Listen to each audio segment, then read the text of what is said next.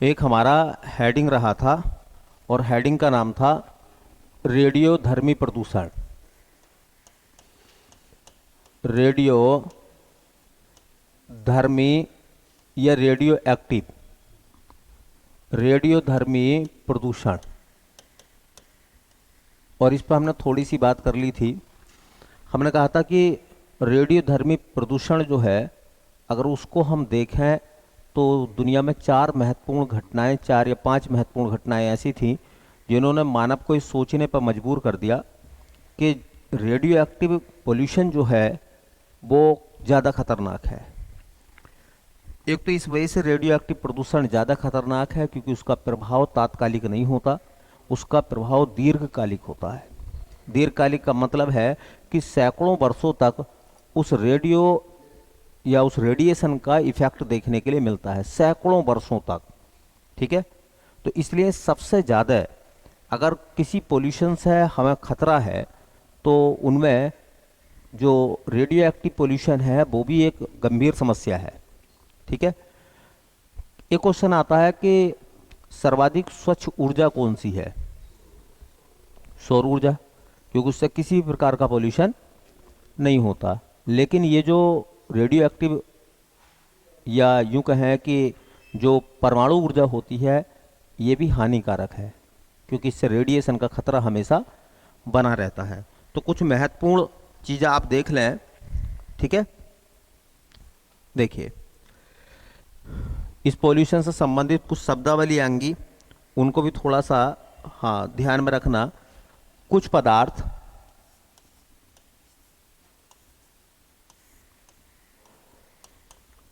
कुछ पदार्थ, कुछ पदार्थ कौन कौन से पदार्थ?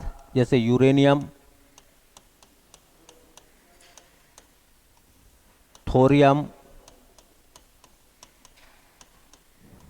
रेडियम,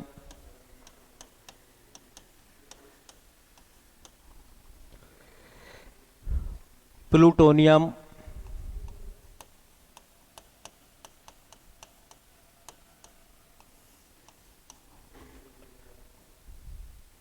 तो कुछ पदार्थ ऐसे होते हैं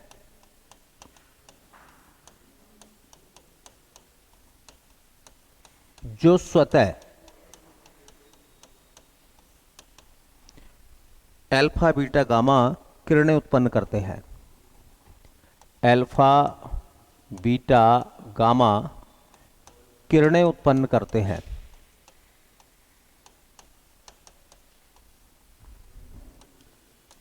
किरणें उत्पन्न करते हैं। इन पदार्थों के विकिरण से, इन पदार्थों के विकिरण मतलब रेडिएशन, विकिरण से उत्पन्न उत्पन्न प्रदूषण को, उत्पन्न प्रदूषण को रेडियोधर्मी या रेडियो एक्टिव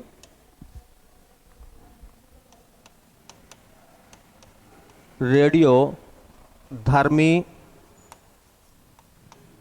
प्रदूषण कहते हैं।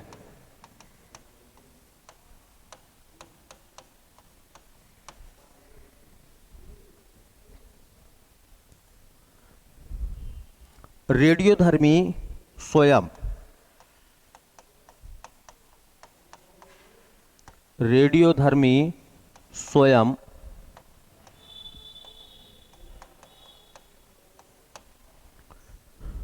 प्रदूषण व प्रदूषक, प्रदूषण व प्रदूषक दोनों हैं या दोनों होते हैं, दोनों होते हैं। रेडियोधर्मी प्रदूषण का मात्रक,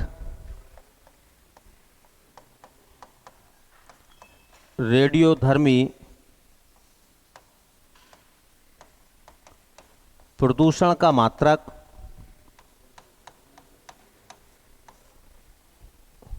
या तो कहते हैं उसको रोंजन, जिसने एक्स किरणों की खोज करी थी उसी के नाम पर। और रोंजन ना हो तो उसको बोलते हैं रैम। किस चीज में नापते हैं इसको? रैम में। 20 mm रैम, 20 मिलीमीटर रैम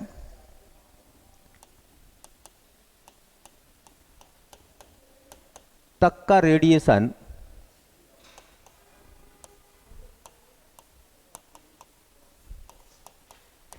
जीवधारियों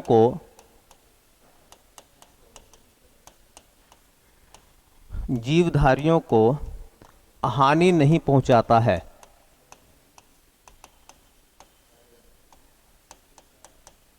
हानि नहीं पहुंचाता है। देखो इसमें दो एक बातें जो हैं वो इंपॉर्टेंट हैं, बहुत ज़्यादा है। क्या होता है कि ये जो अल्फा बीटा गामा किरणें हैं, जैसे यूरेनियम है, थोरियम है, रेडियम है, प्लूटोनियम है, कोबाल्ट है, कोबाल्ट 60, ये जो सब चीज़ें हैं ये क्या करती हैं? ये ऑटोमेटिक अपने आप अल्फा बीटा गामा किरणें उत्सर्जित करती रहती हैं। जब ये किरणें एयर में पहुंचती हैं तो एयर में पहुंचकर ये जीवधारियों को नुकसान पहुंचाती है, चाहे वो पादप हो या चाहे वो जीव हो, जंतु हो मतलब। ठीक है, तो ये क्वेश्चन पीसीएस में एक बार पूछा गया था ये, और इसका जवाब देना बड़ा मुश्किल था। देखिए दो शब्द आ रहे हैं, एक तो है प्रदूषण और एक है प्रदूषक। भाई प्रदूषण और प्रदूषक में क्या अंतर है? अगर हम एक लाइन में देखें तो ऐसे पदार्थ जिनसे प्रदूषण हुआ है वो प्रदूषक कहलाते हैं, उन्हें पोल्यूंट कहते हैं हम। जो पदार्थ प्रदूषण पैदा करते हैं वो प्रदूषक है। अच्छा, कहें कि जिन पदार्थों से प्रदूषण होता है वो प्रदूषक है, तो इसका मतलब यह है कि अगर ये यूरेनियम, थोरियम, रेडियम है तो ये क्या काम करेंगे? ये प्रदूषक भी है और ये प्रदूषण भी है, क्योंकि ये क्रिया अपने आप होती है इनके अंदर। तो ये पूछा गया था कि बताइए कौन से पदार्थ इनमें से ऐसे हैं जो प्रदूषण और प्रदूषक दोनों हैं। तो उसमें आप जवाब दोगे रेडियोधर्मी पदार्थ। ठीक है, क्या जवाब आएगा? रेडियोधर्मी पदार्थ। ऐसे पदार्थ जो रेडियो एक्टिव हैं वो स्वयं प्रदूषण भी है और वो प्रदूषक भी है, दोनों काम है करते हैं वो मतलब। तो ये सवाल पूछा गया था, ये इंपॉर्टेंट क्वेश्चन है। ये भी सवाल पूछा गया है कि रेडियोधर्मी पोल्यूशन अगर होगा तो उसे मापा जाएगा, उसको नापा जाएगा, उसको काउंट भी तो करना है ना, कितना रेडियो एक्टिव पोल्यूशन हुआ है। तो याद रखें रेडियोधर्मी प्रदूषण का जो मात्रक है उसमें रैम जरूर याद रखें। रैम किसका मात्रक है? रेडियोधर्मी प्रदूषण। रेडियोधर्मी प्रदूषण का मात्रक क्या होता है? रैम होता है, या यूं कहें रोंजन। ठीक है, रोंजन वही व्यक्ति था जिसने एक्स किरणों की खोज करी थी। कितने रैम तक का रेडिएशन जो है वो जीवधारियों को नुकसान नहीं पहुंचाता? 20 mm रैम तक का पोल्यूशन जो है वो जीवधारियों को नुकसान नहीं पहुंचाता। इसका मतलब इससे ज्यादा रैम का जो पोल्यूशन होगा वो जीवधारियों को नुकसान पहुंचाएगा। ठीक है, अब एक बड़ा इंपॉर्टेंट सवाल है कि सवाल यह है कि रेडियोधर्मी प्रदूषण का स्रोत क्या है? ये रेडियोधर्मी प्रदूषण एयर में कहां से पहुंचता है, कैसे पहुंचता है? ठीक है, और ये बड़ा चिंता का विषय भी है। क्या होता है, जब तुमने देखा भी होगा बहुत सारे लोग कबाड़ का काम करते हैं। ठीक है, किसका? तो कबाड़ का काम करते हैं तो उस कबाड़ के साथ जो है, हाँ, लोग कचरा बेच देते हैं। उस कचरे में अगर कोई रेडियो एक्टिव पदार्थ है तो उससे क्या होगा? फिर नुकसान होगा। उससे क्या होगा? नुकसान होगा। परमाणु भट्टियां हैं, नाभ के रिएक्टर, उनसे निकलता है ये। तो ये तो है रेडियो एक्टिव प्रदूषण की परिभाषा और कुछ बिंदु। अब हम बात करते हैं रेडियो एक्टिव प्रदूषण के स्रोत क्या हैं। रेडियो एक्टिव प्रदूषण के स्रोत। रेडियो एक्टिव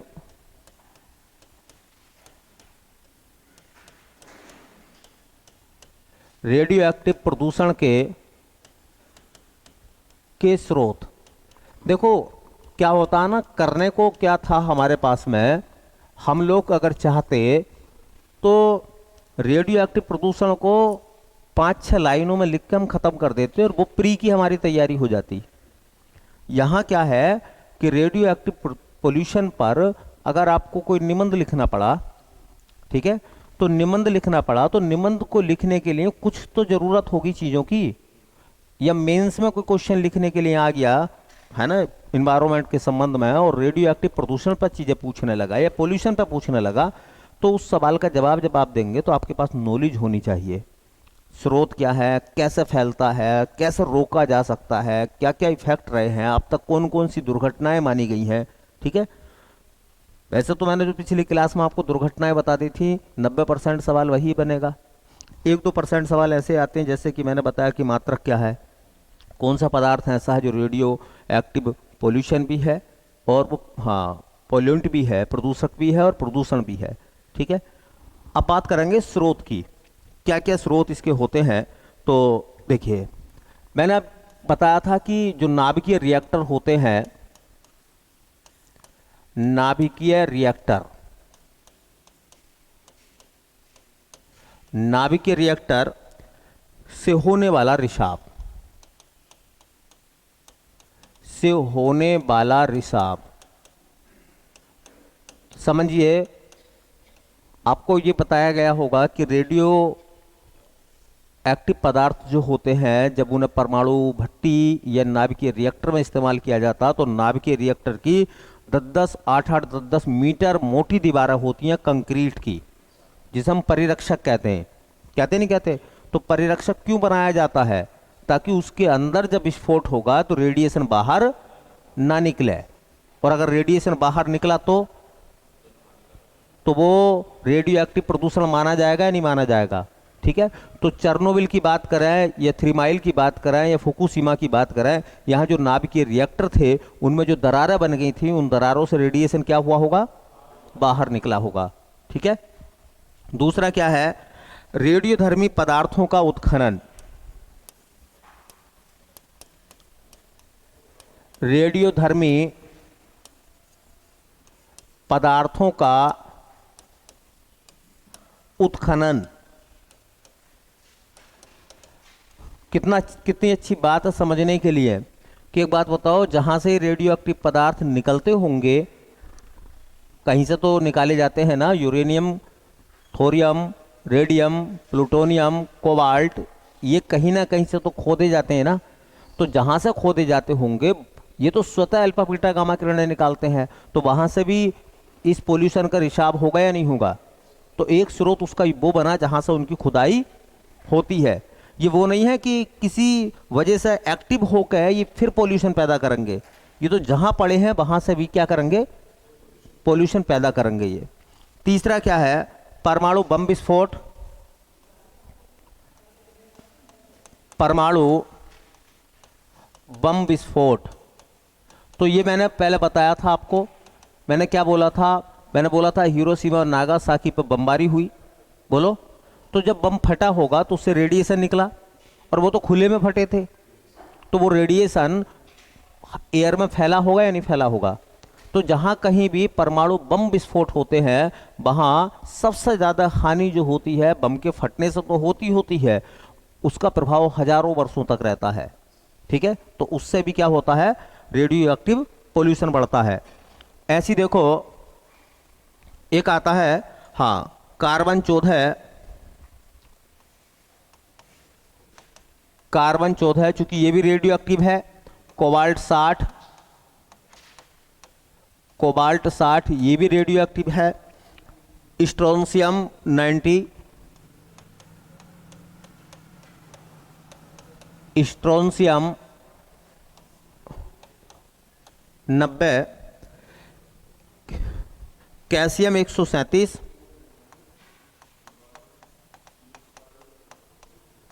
कैल्शियम 137 ETC, ये सब क्या है, ये स्रोत है। एक फैक्ट्री में पता चला था कि वहाँ पे जो कबाड़ आया था उस कबाड़ में कोबाल्ट था, कोबाल्ट 60। और अगर मान लो फैक्ट्री के अंदर कबाड़ा जब आता होगा, कचरा जब आता होगा, ठीक है, तो उस कचरे में अगर कोबाल्ट 60 आ गया और उसे नहीं पहचाना गया है तो उससे रेडिएशन उस एयर में फैलेगा या नहीं फैलेगा, है ना। तो उसकी एक वजह थी, है ना, नाभिकीय ऊर्जा से, देखिए तो ये सब मिला के क्या है, ये सब क्या है, ये रेडियो एक्टिव पोल्यूशन के स्रोत हैं। कौन कौन से स्रोत हो गए? एक तो परमाणु भट्टी जिसको हम नाभिकीय रिएक्टर कहते हैं, एक परमाणु बम हो गया, ठीक है। तीसरा जहां से रेडियो एक्टिव पदार्थों का खनन होता है वो जगह हो गई। चौथा क्या हो गया? हाँ, जो कचरा होता, कचरा चाहे उसमें कोबाल्ट 7 हो, स्ट्रोंशियम 90 हो, है ना, कैल्शियम 137 हो या कार्बन 14 हो, अगर ये इस कचरे के अंदर है तो उससे भी क्या होगा? बोलो, रेडियो एक्टिव प्रदूषण होगा, क्योंकि ये तो जहां भी पड़े रहेंगे वहां स्वतः क्या करेंगे? अल्फा बीटा गामा किरणें उत्सर्जित करेंगे, और उनसे हानि होगी या नहीं होगी? अब सवाल यह है कि देखो, ये मैं बार बार आप लोगों से बता रहा हूं कि आपको इन सब चीजों पर ध्यान जरूर रखना है। सवाल ये निकलता कि अब ये फैलते कैसे हैं, आखिरकार ये रेडिएशन किस तरीके से प्रभावशाली होता है या अपना प्रभाव पैदा करता है, किस प्रकार से इफेक्टिव है ये। तो रेडियोधर्मी प्रदूषण का हाँ फैलाव कैसा होता है, फिर देखेंगे इसका प्रभाव क्या होता है, ठीक है। तो लिखा है इसी में, रेडियोधर्मी प्रदूषण का फैलाव। रेडियोधर्मी प्रदूषण का फैलाव,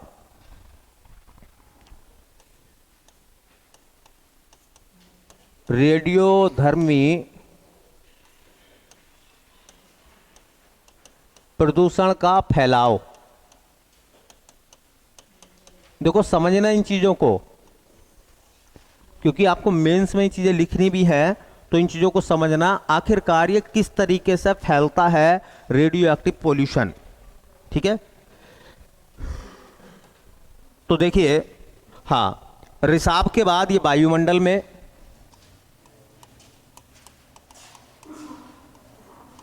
रिसाव के बाद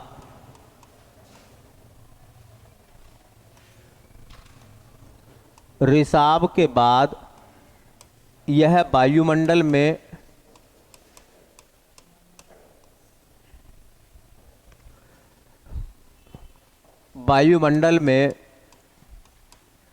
फैल जाता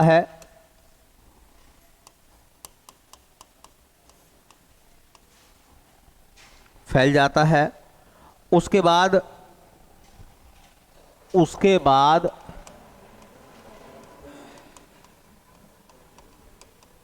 संघनित होकर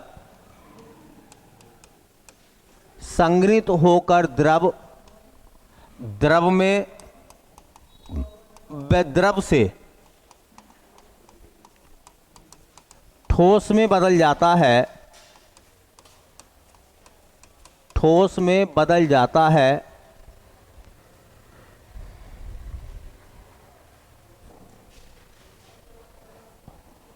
और धूल के कणों में मिल जाता है, और धूल के कणों में मिल जाता है।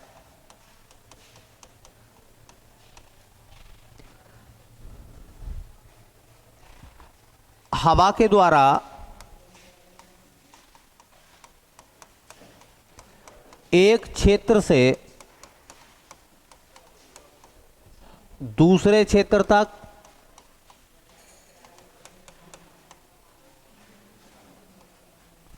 एक क्षेत्र से दूसरे क्षेत्र तक फैल जाता है,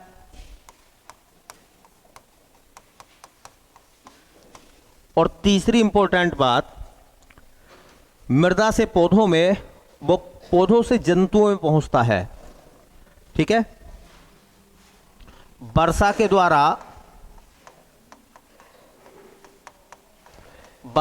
द्वारा जल में, व जल से मृदा में, और मृदा से पौधों में,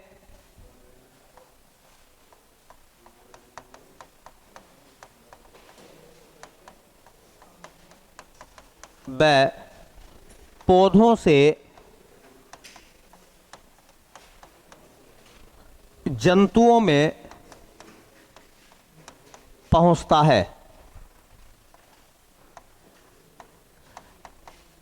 जंतुओं में पहुंचता है। देखिए श्रृंखला आप देखिए क्या है, समझने का विषय क्या है।